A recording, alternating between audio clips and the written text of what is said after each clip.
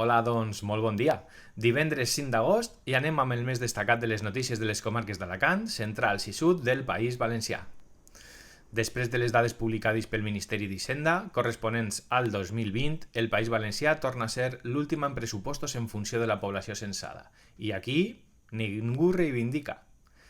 Madrid abarateix els bitllets de l'AVE fins a un 50%, excepte, imagineu quinos, exacte, els que arriben aquí, que costaran el mateix.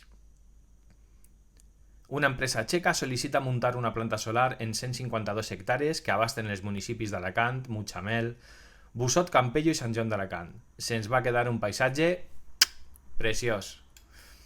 Els il·licitants reivindiquen una vegada més en el 125è aniversari del descobriment de la Dama d'Elx el seu retorn a la ciutat.